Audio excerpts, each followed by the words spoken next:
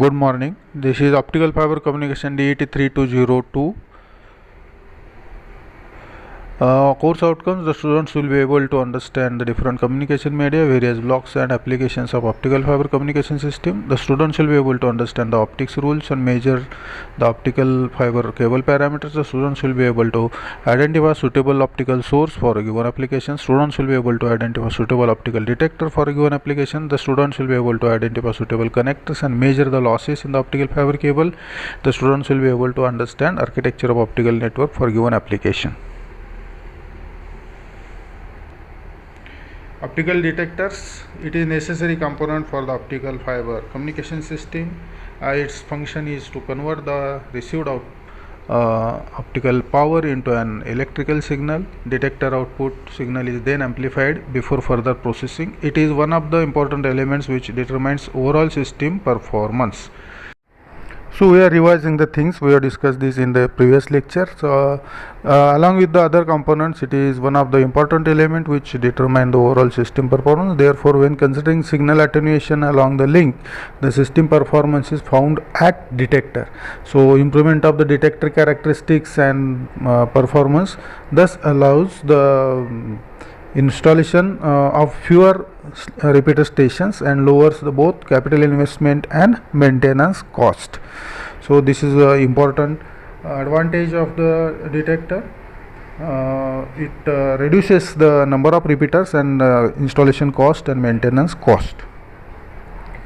So next is the role of the detector, which needs it must fulfill very stringent requirement for performance and compatibility. The criteria which defines the important performance and compatibility requirements for the detectors are generally very similar to that of the source, which we have considered in previous unit rather. Previous unit was on the source, so we have seen that. Then optical detector requirements, the performance requirements we have seen: high sensitivity at the operating wavelength. The first generation system have wavelengths 0.8 to 0.9 micrometer, comparable with the ALJS laser LED emission version. Then second generation have operating wavelength above 1.1 micrometer, where both fiber attenuation and dispersion are reduced, and there is much research activity continuing in this longer wavelength, the region especially concerning the wavelength around 1.3 micrometer, where attenuation and material dispersion are further minimized. So as the wavelength go on increasing, the attenuation and dispersion go on reducing. So this is the advantage of this. Then next is high fidelity. Fidelity is nothing but reproduction of the received signal waveform without distortion. So reproducing the signal with very purity required high fidelity. So fidelity is nothing but the linear response, and this is required especially for analog signal transmission of the optical signal over a wide range. So large electrical response is also one more this requirement. The photodetector should produce maximum electrical response. For achieving this, the quantum efficiency requirement of the detector is high. Quantum efficiency should be high. So next is short response time. The short response time to obtain the suitable bandwidth. The short response time of the detector increase the bandwidth. The current single channel single mode fiber system extends up to many tens of gigahertz. However, it is evident that future wavelength division multiplex the WDM systems will operate in the multiple of terahertz, 10 to 12 hertz range, possibly or above. So it is very bandwidth is very much dependent on the short response time. So this is the fourth requirement on the detector. And the fifth is the minimum noise introduction by the detector. The noise is introduced by due to the dark current and internal leakage current of the detector. Dark current, leakage currents and shunt conductance must be low for that purpose. And dark currents are arising due to the surface leakage current, generation recombination current in the depletion region in the absence of illumination. And also the gain mechanism of the detector and associated circuitry also introduce the noise, that must also be low. So this is the fifth requirement, that is the noise introduction by the detector is low or no noise should be introduced. Sixth is stability of the performance characteristics. Ideally, the performance characteristic of the detector should be independent of changes in the ambient conditions. However, the detectors currently preferred photodiodes here in our study and system also, and so sensitivity, noise and internal gain of these photodetector are temperature dependent. So practically there are temperature dependent parameters, so therefore compensation of the temperature effects is often necessary for the detector. So sixth is the stability performance of the characteristics, so characteristics should be stable. Seventh is a small size, because physical size of the detector must be small, because it should efficiently couple with the fiber and allow easy packaging with the succeeding electronics. And 8 will be low bias voltage. Ideally, detector should not require excessive bias voltage, so low voltage, low current operation should be there. So this is 8 number, small size as well as low bias. These are two more requirements of the detector. Then 9th and 10th are high reliability and low cost. The detector must be capable of continuous stable operation at room temperature for many years. So this high reliability makes it possible. And second is economic considerations are often of prime importance in any large scale communication system application. So detector needs to be cost effective. So these are the 10 stringent requirements from the detector, which are very similar to the source also. Then optical detector working principle. So we know the basic detection process is an intrinsic absorber process, intrinsic absorber in the material in the depletion layer. So the empty circle is whole, and the full circle, that is dark circle, is electron, as seen here in the energy band diagram. And this figure is operation of the PN photodiode, photogeneration of the electron hole pore in an intrinsic semiconductor. So here that EC indicates the conduction energy level, EV is the valence energy level, and HF is nothing but the photon energy. H is a Planck's constant, F is a frequency. H is a 6.626 10 raised to 34 joule second, and the gap between EC and EV is the band gap energy. So HF should be always more than band gap energy EZ. So photon should be always having more energy than band gap energy. Then and then only when it absorbed, and it can be absorbed, and when it is absorbed, it raises the atomic system from valence state to conduction state. So whenever atom goes from valence state to conduction state, it liberates frees the electron and creates the hole in the valence bond. So hole electron hole pair generation will be there, electron hole pair generation. So it is called photogeneration of an electron hole pair, okay, due to the absorption of photon into the structure. So this is the optical detection principle, in which one photon is absorbed, which is having the energy HF, which is more than the material band gap energy EZ, and this photon generation of the electron hole pair generation will be there due to the absorption of this photon, and this one electron is made free for the conduction, and one hole is created into the valence state. So this electron hole pair generation is due to the photon absorption. Okay.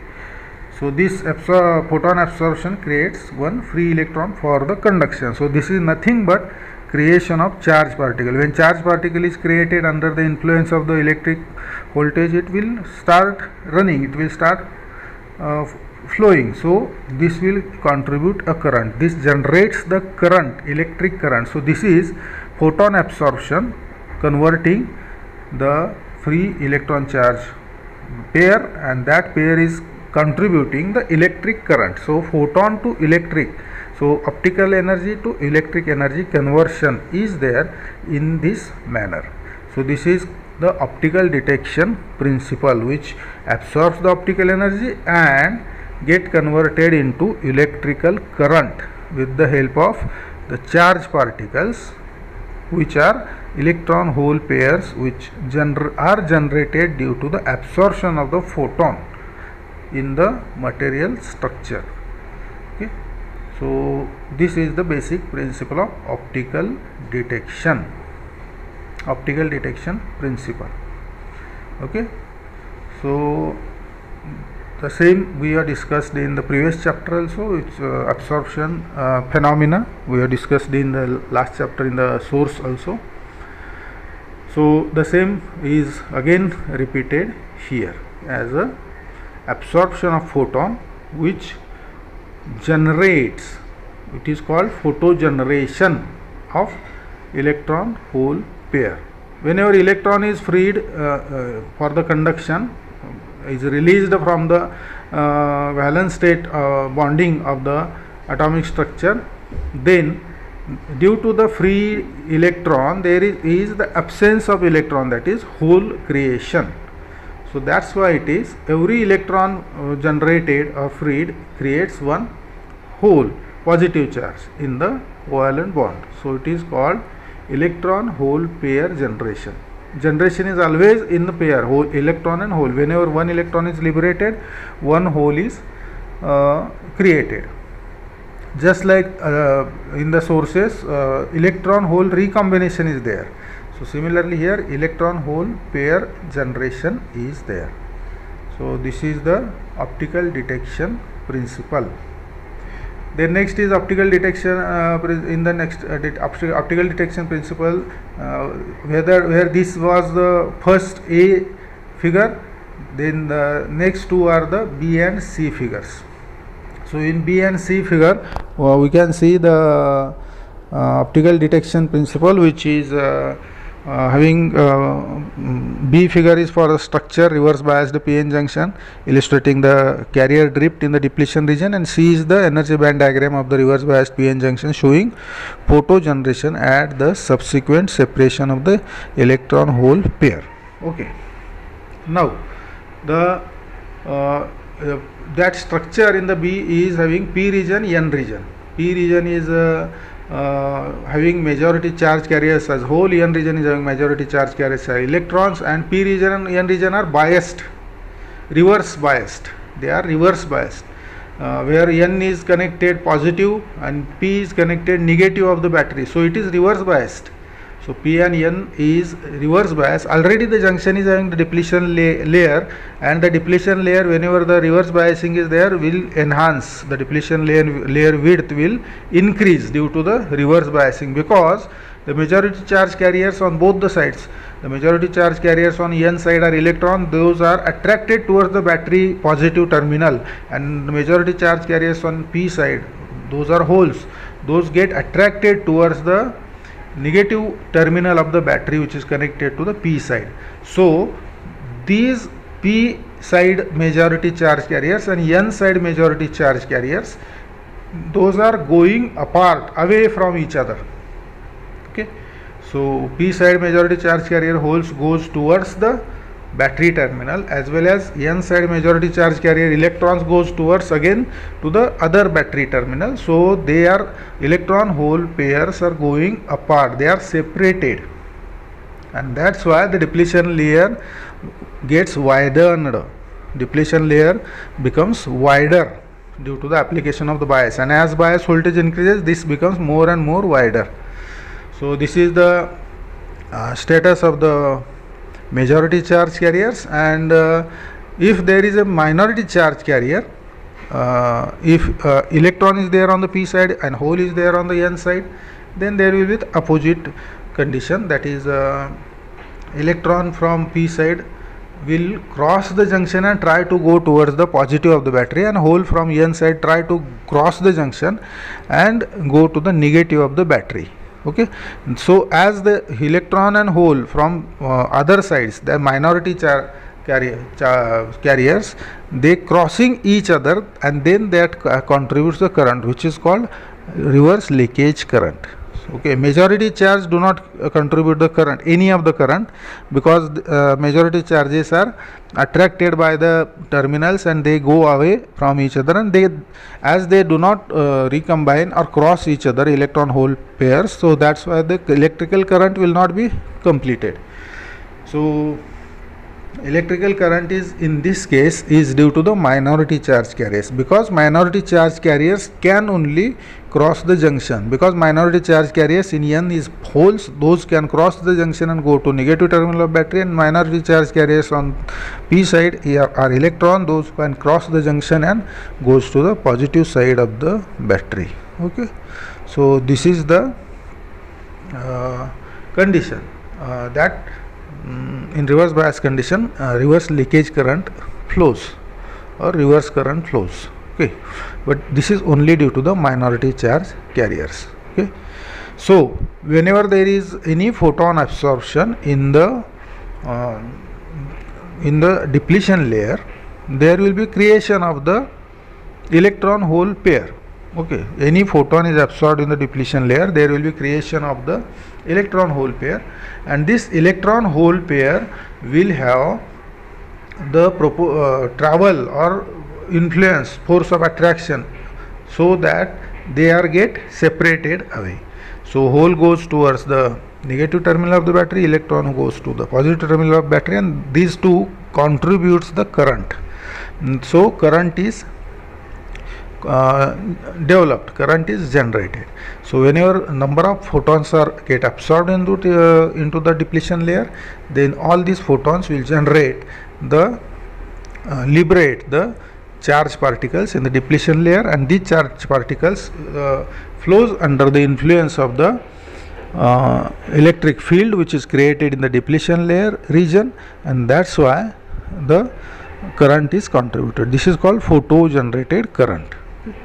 So why the charge particles goes under the influence? Because the depletion layer takes all the voltage applied across itself, and it creates the very high electric field intensity, and this electric field intensity will give very high velocity to the charge particles into this depletion layer region. This depletion layer region, whatever the charge particles are created, that is electron hole pair is created due to the absorption of the photon. This electron hole pair undergoes very high drift. Okay, drift means a force which get applied on them due to the electrical field. Okay, externally applied power battery, externally applied power supply voltage source creates very high electrical field in the depletion region.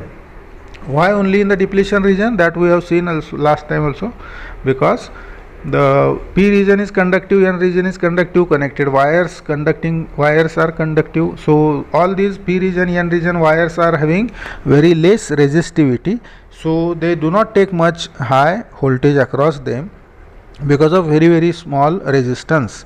So conducting regions do not take any voltage across them, but depletion region is insulating region, so it takes all the voltage which is applied by the battery across it. So depletion region is of very thin width, and that is of the order of few tens of micrometer. So 10 micrometer, 20 micrometer, 100 micrometer. So this depletion width generates positive negative polarity very close to each other. That generates very high electric field in the region of depletion. Depletion region is having very high electric field, and whenever the charged particles are available or liberated in that area, that electric field, very high electric field, will influence that charged particle and gives very high velocity to them, because the depletion layer P region is conductive, N region is conductive, and depletion layer which is insulative takes all the voltage across it. Okay, that we have seen, and that's why in depletion layer whatever the voltage is there, that creates very high electric field, and that electric field drags or forces very highly the charged particles and provides very high acceleration or high velocity to flow towards the battery terminals. So these electrons and holes travel with very high velocity, contributing higher currents. Okay. So this is the electron hole pair generation, and due to connection of the battery negative terminal to the p side, positive terminal to n side. So this voltage applied is V, suppose, and this voltage is taken, all the voltage is taken by the depletion width, and that's why very high electric field intensity is created. Okay, so this electric field intensity influences the charged particles, and the charged particles have a very high drag on that, drift on that, or they get swifted very fastly. The swift is there, drag is there, or the force is influence is there of the very high electric field intensity. So this swifting or dragging or drifting is there on the of the charged particles due to that heavy electric field which is applied by the external biasing, reverse biasing, and which is getting applied totally to the depletion layer. Okay, now optical detection principle, the PN photodiode is reverse bias, that we have seen. PN photodiode is reverse bias. The electric field developed across the PN junction sweeps mobile carriers, holes and electrons to their respective majority sides, P and N type material, and these holes and electron which are generated, which are mobile carriers, because they move, they are able to move, because they are freed because of the absorption of the photon, which is liberating the electron and hole freely for the conduction. Okay, so this is the this is we can call as free charge carriers, which sweeps. Okay, the free charge carriers which sweeps. Sweeps means in this figure we can see sweep means they are very fastly move, and that moving is under the influence of electric field. So electric field sweeps the charges. Okay, electric field sweeps charges as and when electric charge is regenerated, photo generated, that whole pair, whole electron whole pair is generated, electric field sweeps those charges. Sweeping means dragging or drifting. So it is drift on the charged particles. So the depletion region or layer is created on either side of the junction. This carrier has the effect of stopping the majority carriers. Barrier of the depletion layer has the effect of stopping majority charge carriers crossing the junction in the opposite direction to the field. However, the field accelerates the minority charge carriers from both sides to the opposite side of the junction, forming reverse leakage current of the diode. So this we have seen. The depletion layer is created on the either side of the junction due to the application of the bias voltage that we have seen. This bias voltage completely gets applied across the depletion layer, very thin depletion layer of the order of few hundreds of the micrometer. So that creates very high electric field, and this depletion layer as do not conduct, it becomes a barrier for the charged particles to stop the charged particles. The majority charged particles cannot cross the junction, and for majority charged particles the depletion region becomes barrier. Okay, so they do not propagate, they do not get transferred into opposite direction to the in the as a current. Okay, from electron from N cannot go to the P, holes from P cannot go to the N, but they are forced to go to the opposite direction of the junction. Okay, they are not crossing the junction, but they are going opposite to the junction due to the force on them, because N is connected positive, so all electrons are going towards the positive of the battery, and negative is of the battery is connected to P region, so all the holes are drifted towards the negative of the battery. Okay, so they do not cross the junction, but they go opposite direction to the junction. However, in the field accelerates minority charge carriers from both the sides. The minority charge carriers are accelerated. This is just opposite to the majority charge carriers, and the minority charge carriers can cross the junction, whereas the majority charge carriers cannot cross the junction. They go away from the junction. Minority charge carrier go towards the junction and cross the junction. So that is the difference. And the minority charge carrier crosses the junction. That's why they create a current, and this current is formed by the minority charge carrier is a reverse leakage current. Okay, so just see in the figure also, P side is connected negative, N side is connected positive. So minority charge carriers can cross from minority charge carriers in P, electrons are there. So electron can cross and go to the positive of the battery, and minority charge carriers in N are hole. So holes can cross the battery junction and goes to the negative of the battery on the P side.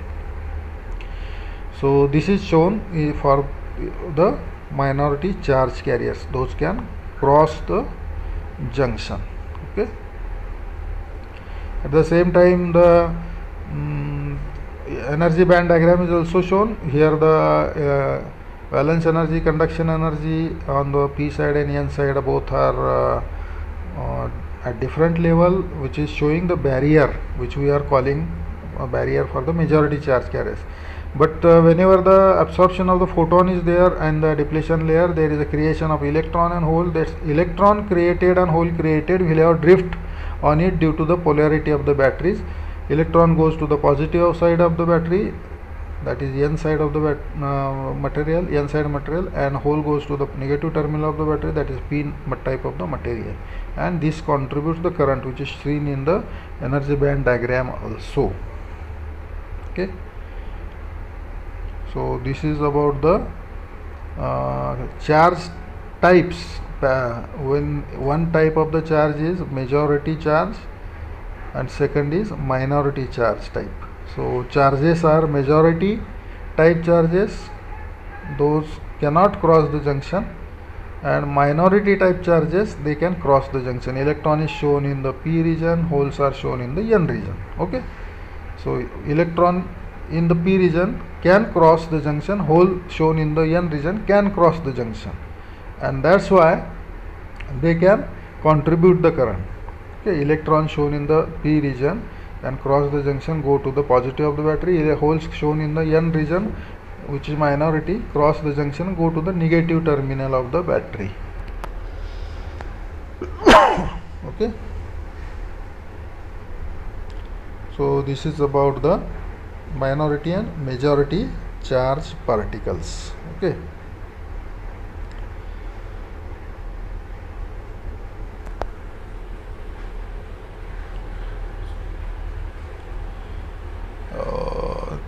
then we have seen this, the depletion region layer created in the either side of the junction, and this depletion layer becomes barrier for the majority charge carriers. However, it accelerates that external electric field accelerates the minority charge carriers, and then minority charge carriers can very easily cross the junction, whereas majority charge carriers, because of the barrier, cannot cross the junction, and at the same time majority charge carriers is having the force to go away from the junction.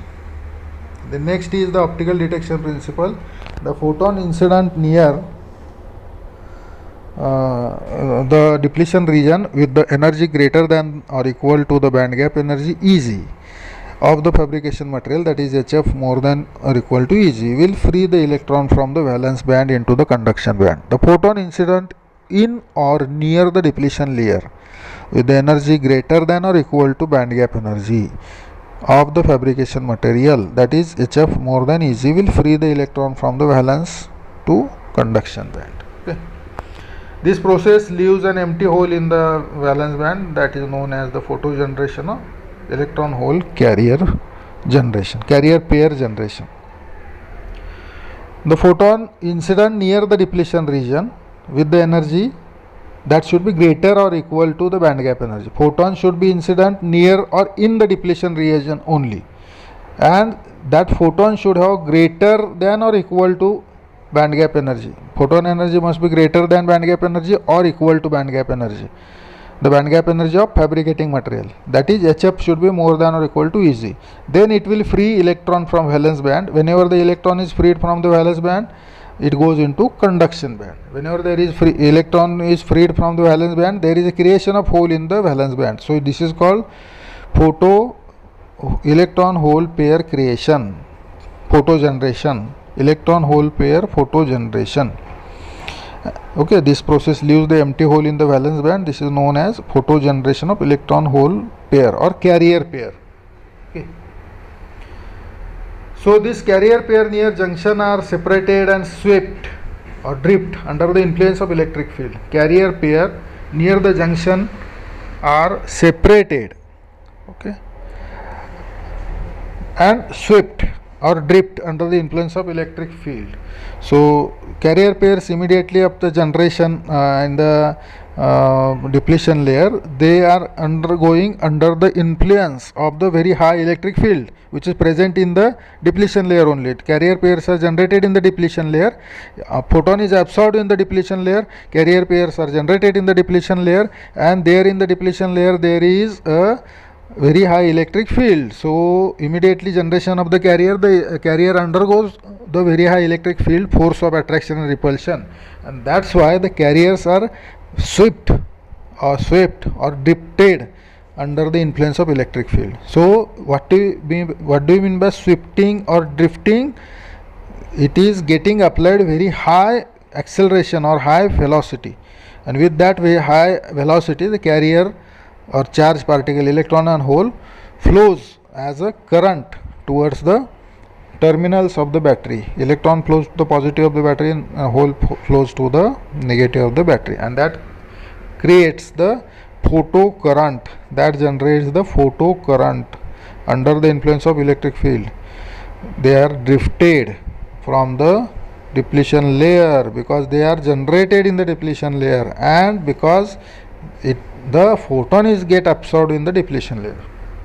As the photon is get absorbed in the depletion layer, it generates the electron hole pair in the depletion layer, and as there on the depletion layer very high electric field is there, immediately after generation of the photo generation of the electron hole pair, the electron hole pair undergoes the influence of very high electric field, and it is shifted or drifted under the influence of electric field to contribute the electric current. So photon absorption creates electric current. This is the optical detection principle.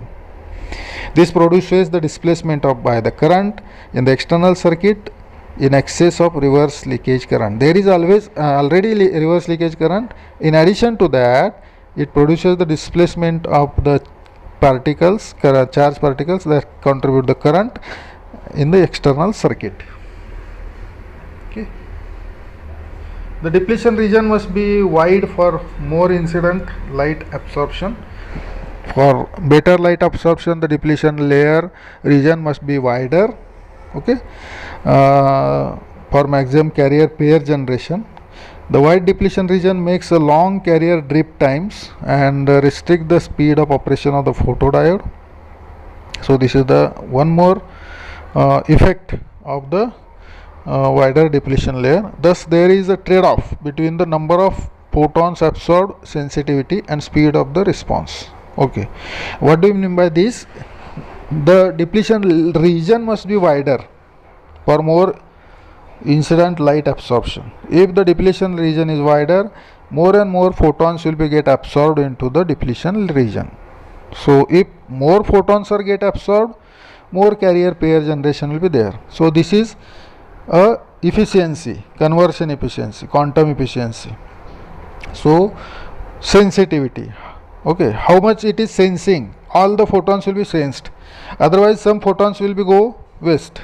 Okay, those will not be sensed. So sensitivity will be high when there is a very wide depletion region. Whenever there is a very wide depletion region, sensitivity is higher. Okay, now wider depletion region creates more sensitivity. Okay, provides more sensitivity. That is positive thing. But the wider depletion region, second point, let us check second point. Wider depletion region makes long carrier drip time. Okay, long carrier drip times means whatever the depletion region is there, one end to other end, carrier has to travel through that depletion region. So as we go on widening the depletion region, carrier has to travel from this end to this end. That takes the very long time. So wide depletion region makes long carrier drip time. Okay. Wide depletion region makes long carrier drip time. That restricts the speed of operation of the photodiode. So long drip time restricts the speed of operation of photodiode. So once the photon generated charged particles are there, they have to first travel this much distance, and then that will be collected at the terminal. So it takes a lot of time, and that puts the limit on the speed of operation of the photodiode. Speed of operation becomes less because the time is consumed in the travel from one end to the other end of the depletion region. So speed of operation becomes less. Okay, it becomes slower because it consumes the time in the travel from one end to other end of the depletion region. So there is a trade-off. The wide depletion region gives more sensitivity, but it also increases the speed of operation. It also restricts the speed of operation, reduces the speed of operation. So sensitivity is increased, but speed of operation reduced. Sensitivity and speed of operation response is a trade-off between them. Okay, so there is a trade-off between the number of photon absorbed, sensitivity, and the speed of response. So sensitivity is sensing ability. Okay, quantum efficiency. More sensitivity, more quantum efficiency. All the photons are detected. And speed of response. So if speed of response is very slow, bandwidth will be very less. The faster the speed of response, bandwidth will be higher. So sensitivity is higher, speed of response is slower, less speed of response. So this is trade-off. Sensitivity gives what? Efficiency, gain. Sensitivity gives gain. So gain, if you want to increase, we want to increase the width. Gain, we want to increase the width. But increasing width reduces the speed of response, that reduces the bandwidth. So gain and bandwidth trade-off is there. Sensitivity, speed of response trade-off means gain and bandwidth trade-off is there. Sensitivity is for gain, speed of response is for bandwidth. If higher the sensitivity, higher the gain. Lesser the speed of response, more the bandwidth.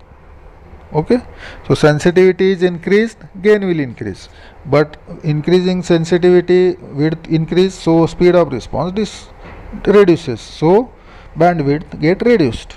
So this is gain bandwidth trade-off. Okay, gain bandwidth trade-off or sensitivity speed of response trade-off. Okay, sensitivity speed of response trade-off. Sensitivity you want to trade-off means what? One thing you want to increase, other thing is getting deteriorated, other thing is getting worst. Okay, so this is called trade-off, balancing. Okay, if you want to purchase less price equipment, then its reliability or maybe luxurious parameter reduces, safety reduces. If you want to purchase the costly, cost is increased, then that safety will increase. So cost is more is a disadvantage, but safety is more is the advantage. So cost is less cost advantage, but safety is also less, that is disadvantage. So always there is a trade-off, cost safety, cost luxuriness, cost and reliability. Similarly, sensitivity speed of response is trade-off. Trade-off means once one is increased, other decreases, other is increased, first decreases. So this is the trade-off in between sensitivity and speed of response. Sensitivity counts for gain, speed of response counts for responsible for bandwidth. So gain and bandwidth trade-off is always there. Gain bandwidth trade-off. So gain is increased, bandwidth reduces. Bandwidth is increased, gain is reduces. Okay. Then next parameter is there, that is quantum efficiency. Quantum efficiency, which is the important parameter of the detector. Quantum efficiency, eta, it is called eta. Quantum efficiency is defined as the ratio of incident photons absorbed by the detector and generated electrons collected at the detector terminals. So quantum efficiency eta is defined as a ratio of incident photons absorbed by the detector and generated electrons collected at the detector terminal. Okay. In equation form, how we can write? It is the ratio, isn't it? It is the ratio. Quantum efficiency eta is defined as the ratio of incident photon absorbed by the photodetector and generated electron collected at the detector terminal. Okay. Photons incident and generated electrons is ratio. Number of photons incident, number of electrons generated. It is the ratio. Electrons collected. So eta is number of electrons collected divided by number of incident photon. Okay. In numerator, electrons collected number is there. In denominator, incident photon number is there. So it must be ratio of generated electron to the incident photon. Okay. It is ratio of generated electron to the incident photon. So eta is number of electrons collected to the number of divided by number of incident photon. Hence we can write eta equal to Re upon Rp. Re upon Rp. Eta is Re upon. What is Rp? It is the incident photon rate. Number of photons per second, per unit time. And what is Re? Re is corresponding number of electrons per unit time, per second. Re is the rate of electrons. Rp is the rate of photons. Number of photons incident per unit time. Number of electrons per unit time. Okay. So eta is Re upon Rp. So what is the quantum efficiency eta? Eta is the Re upon Rp. Rate of generation of electrons divided by rate of incident photons. Number of incident photons. Okay. So this is the quantum efficiency, which is the ratio of generated electrons collected at the detector terminal to the incident photons absorbed by the photo detector. Eta is number of electrons collected divided by number of incident photons. So eta is Re upon Rp. Okay. Re are rate of electron collection. Rp is rate of photons absorbed on incident. Okay. So this is the Re upon Rp. Remember, eta is Re upon Rp. Rate of electrons generated divided by rate of photons incident.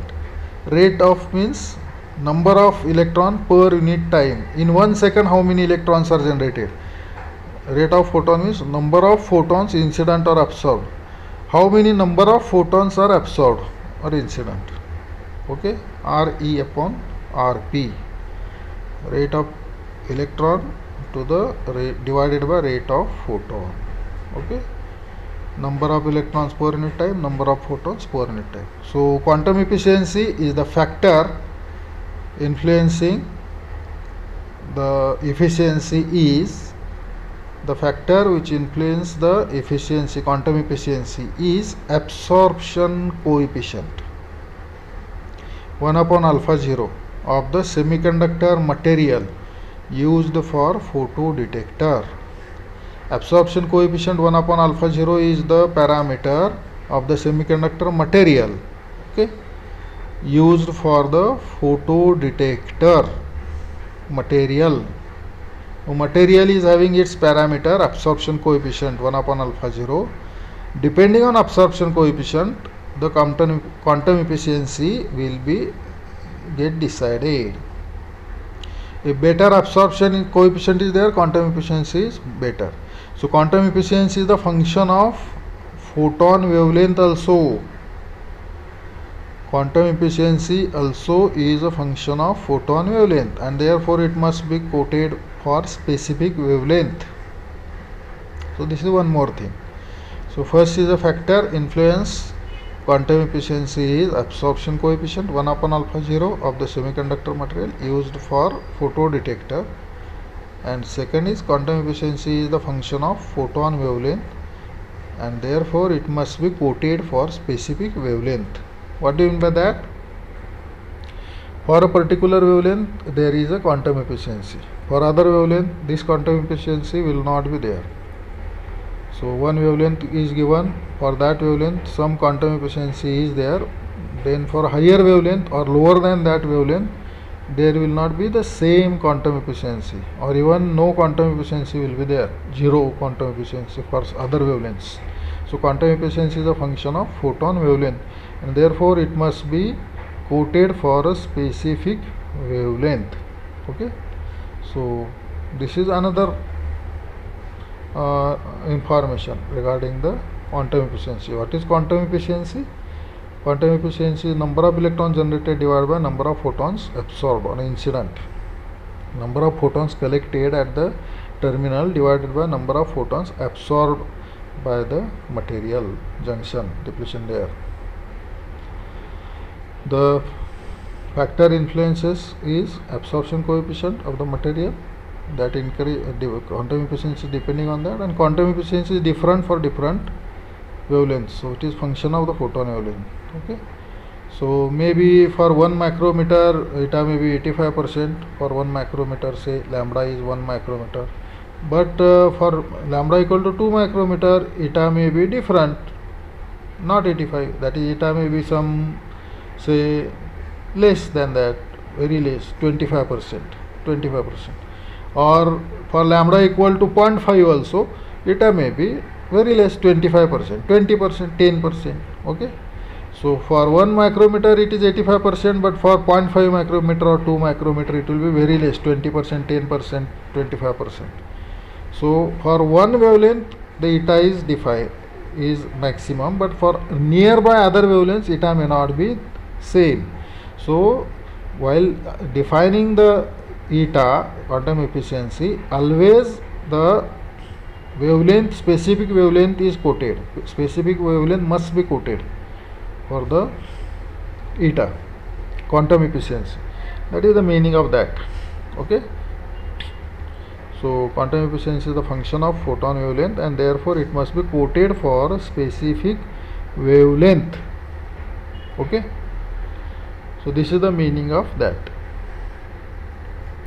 So quantum efficiency always asked with some particular wavelength. Quantum efficiency for this wavelength, like that.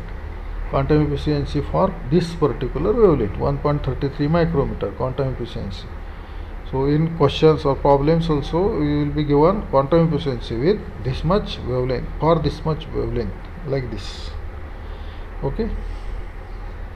So factors influencing the quantum efficiency are the absorption coefficient 1 upon alpha 0. Absorption coefficient is a semiconductor material property used for photodetector fabrication, and second is quantum efficiency is function of photon wavelength, and therefore for different wavelength quantum efficiency will be different because it is a function of photon wavelength.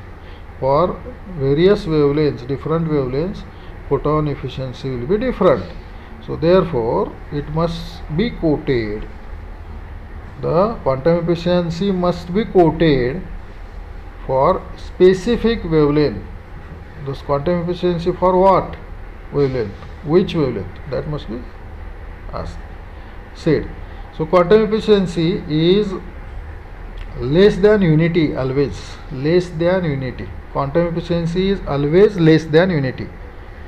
Okay, so suppose 100 photons are there, 99 electrons will be generated, or maybe 90 electrons will be generated, or maybe 95 electrons will be generated. So 99%, 95%, 90%, maybe 85% is the quantum efficiency. Quantum efficiency is always less than unity. It is never 100% or more than 100%. Quantum efficiency is always less than 100%. So in problems we have to take fraction. 99% we have to take 0.99, 95% you have to take 0.95, 90% you have to take 0.90, and 85% you have to take 0.85, isn't it? So in calculation, while taking into calculation, percentage you have to convert into fraction. So this 0.89, 0.99, 0.80, 0.85, 0.95, all these are less than unity. So quantum efficiency is less than unity, as all the incident photons are not absorbed to create an electron hole pair, and then it is often quoted as a percentage. For example, quantum efficiency is 75%, equivalent to 75 electrons collected for 100 photons. It is always quoted as a percentage, that is 75%. For example, that means 75 electrons collected for 100 photons. So in calculation, what we take? Eta multiplied by 0.75.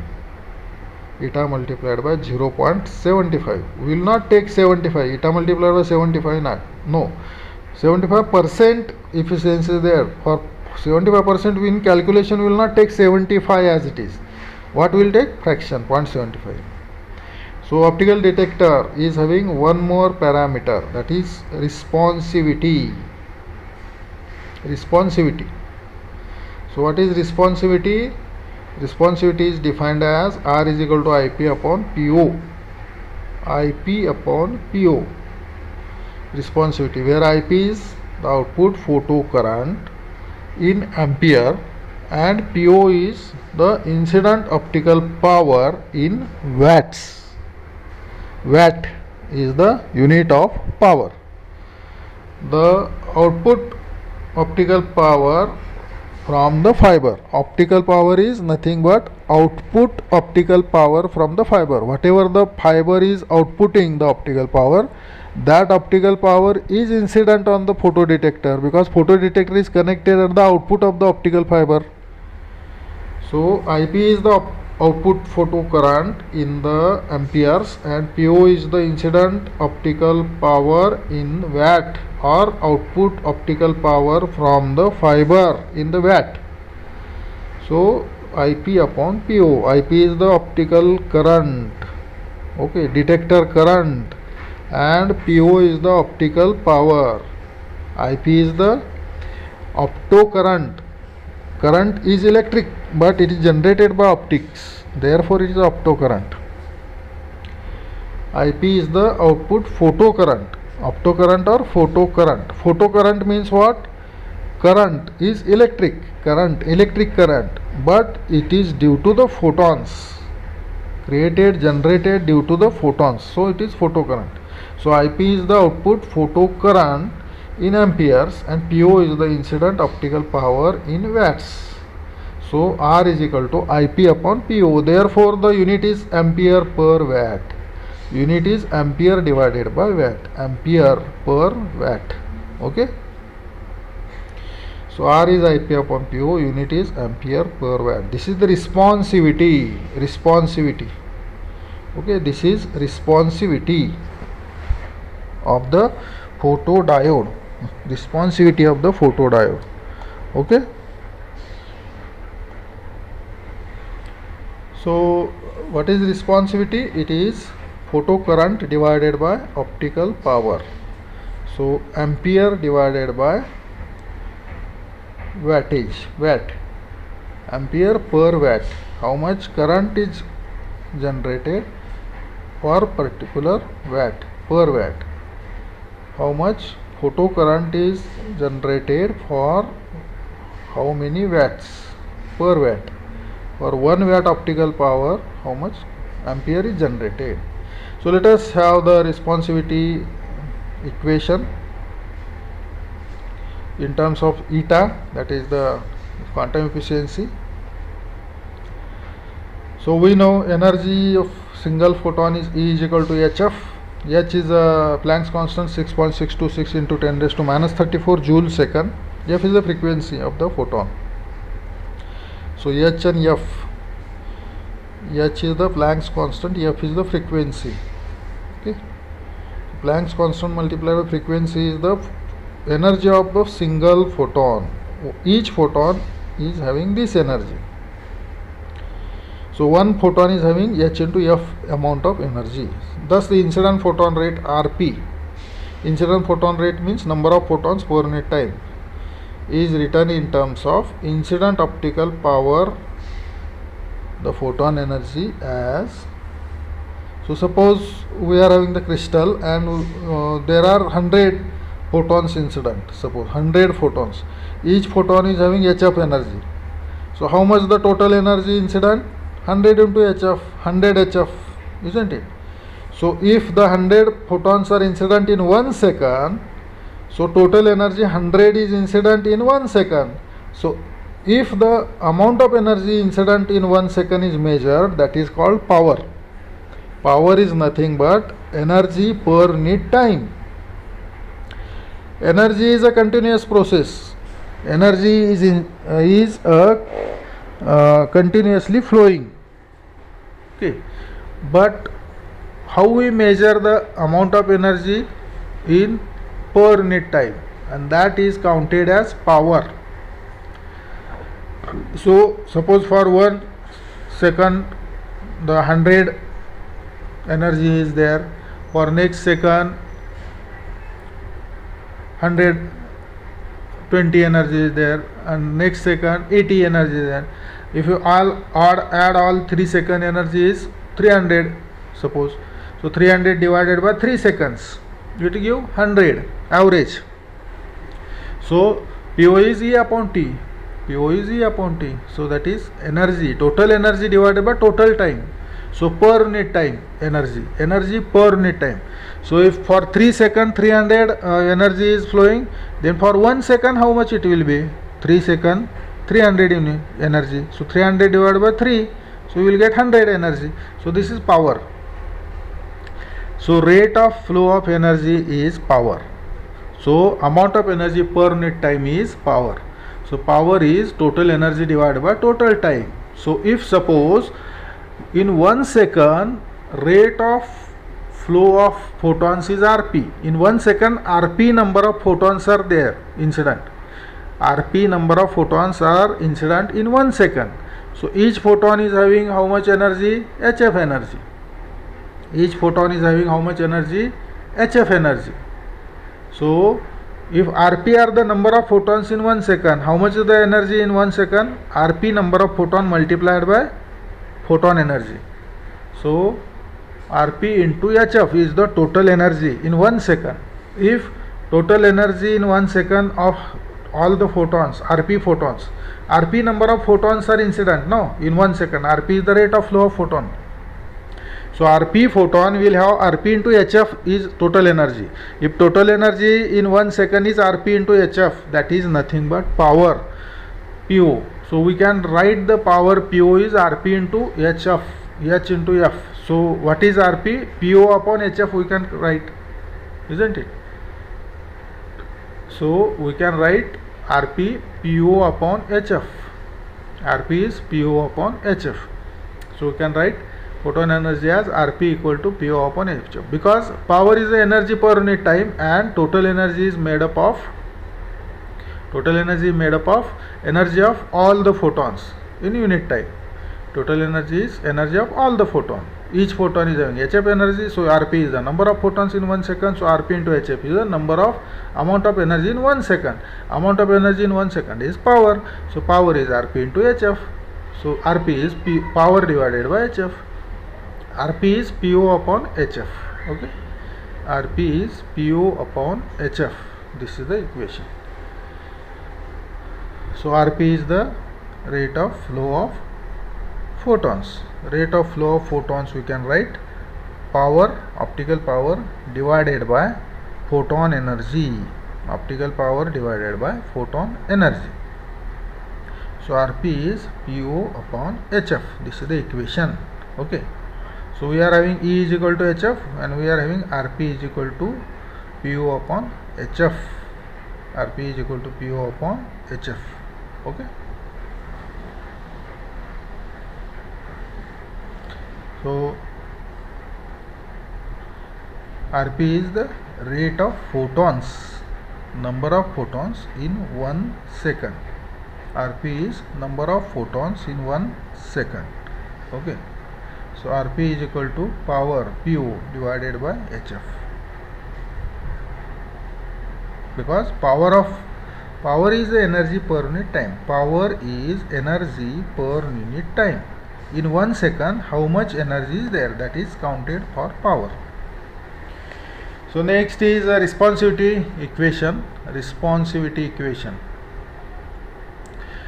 From equation of quantum efficiency, the electron rate is given by RE equal to eta into RP, because eta is equal to RE upon RP. Okay. We know eta by definition. Eta is RE upon RP. Bro, it's correct. Rate of electron divided by rate of photon is the eta. Therefore, we can write, we will take RP on the other side, eta into RP. RE we can write eta into RP. RE equal to eta into RP, isn't it? We will check here. Now this RP we can substitute. We can substitute RP as PO upon HF. RP is PO upon HF. So we can substitute in this equation. RE equal to eta into RP, we can substitute. RP is PO upon HF. Therefore, RE is equal to eta into PO divided by HF. RE equal to eta into PO divided by HF. RE becomes eta into PO divided by HF. So next responsivity equation becomes, now we write the output photocurrent is IP is equal to eta PO E upon HF. So why? Because RE we are knowing. What is RE? RE is the electron rate of electron. Okay, RE. Now what is this? Okay, how much rate of electron? Rate of electron means number of electrons per unit time. Number of electrons per second, per unit time. If in 1 second RE number of electrons are flowing, how much charge flows in 1 second? Because one electron has charge 1.60 to 10 into 10 raised to minus 19 coulomb. Small e is the charge. Small e is the electronic charge. 1.602 into 10 raised to minus 19 coulomb. One electron is having 1.6 into 10 raised to minus 19 coulomb charge. Okay. So if one electron is having 1.6 not 2 10 raised to minus 19 coulomb, how much is the RE electron? RE number of electrons are there. RE number of electrons are there. So RE multiplied by 1.6 not 2 into 10 raised to minus 19 is the total charge. One electron is having 1.6 not 2 10 raised to minus 19, then RE number of electrons will be RE multiplied by 1.6 not 2 into 10 raised to minus 19. This 1.6 not 2 into 10 raised to minus 19 is denoted by small e. Small e is the charge on electron, where E is the charge on electron. So RE multiplied by E, RE multiplied by E is the charge per unit time. RE is the number of electrons per unit time. RE is the number of electrons per unit time. So number of electrons is RE in 1 second. So if RE is flowing in 1 second, how much charge it will have? RE multiplied by E charge. So that much charge per unit time. Charge per unit time is a current. Current is RE into E. So charge per unit time is current. In 1 second, how much charge flows? That is current. So IP is RE into E. RE into E. IP is RE into E. So we are having the RE equation, eta PO upon HF, isn't it? We substitute there. IP is equal to RE into E. RE we have already derived in the previous slide, that is eta PO upon HF. We substitute in this equation. What we will get? IP is equal to eta into P. So here we can check Okay, eta is, so Ip is eta into Po into E, electron charge, divided by H into F. So Ip is eta PoE upon HF, where E is the charge on electron. So why Ip? Because rate of electron, that is electron per unit time, multiplied by charge on a single electron is rate of charge, and rate of charge is current. So current is rate of charge. Okay, charge on electron is E. Okay, so if you multiply charge on electron to the number of charges, number of electrons, it will give total charge of all the electrons. If number of electrons multiplied by charge on each electron, it will give total charge of total electron. All electron will have this much charge. So if the charge is flowing in 1 unit time, this is the current, charge per unit time, rate of charge is current. Okay, so that's why the responsivity equation now becomes, responsivity R is Ip upon Po. Responsivity equation, we can say R equal to Ip upon Po. This is definition, Ip upon Po. This is definition.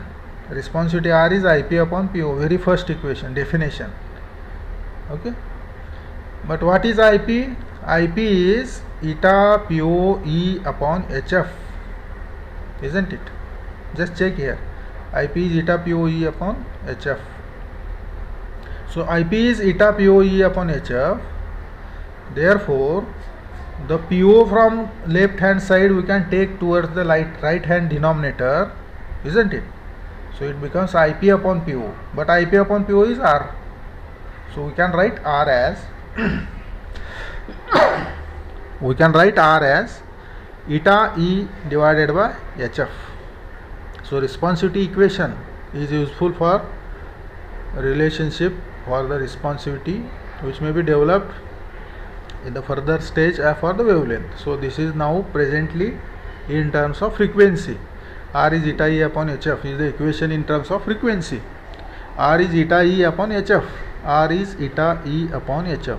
R is responsivity, eta is the quantum efficiency, E is the charge on single electron, H is the Planck's constant, F is the frequency of the photon. R is equal to eta E upon HF. This is the equation which is useful relationship for the responsivity, which may be further developed stage further to include a wavelength into it. Instead of frequency we can include wavelength, because frequency is light velocity divided by wavelength. Frequency is c upon lambda, because c is f into lambda, isn't it? Because c is f into lambda. C is f into lambda, therefore f is equal to c by lambda. We can substitute f as c by lambda into this equation. It's very simple.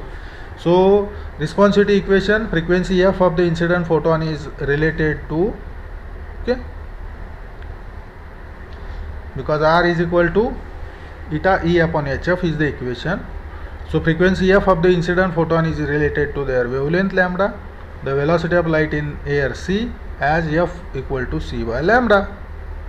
Okay, f is equal to c by lambda. Substituting in the equation of the responsivity, okay, frequency f in the incident photon related to their wavelength and velocity of the light in c is f is equal to c by lambda.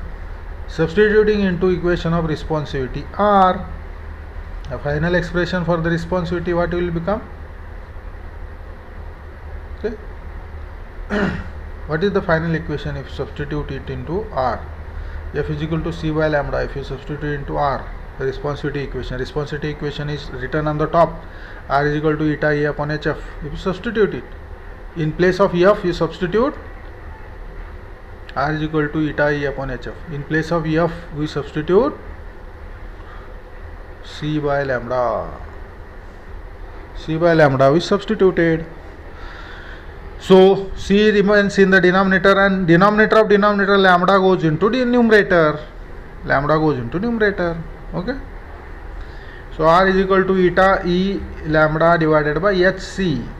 R is equal to eta into E into lambda divided by H into C. So this is the equation for responsivity in terms of wavelength. It may be noted that responsivity is directly proportional to the quantum efficiency for a particular wavelength. This is for a particular wavelength. Okay. Particular incident wavelength. So R is the responsivity, eta is the quantum efficiency, E is the electronic charge, lambda is the wavelength, H is the Planck's constant, C is the velocity of light.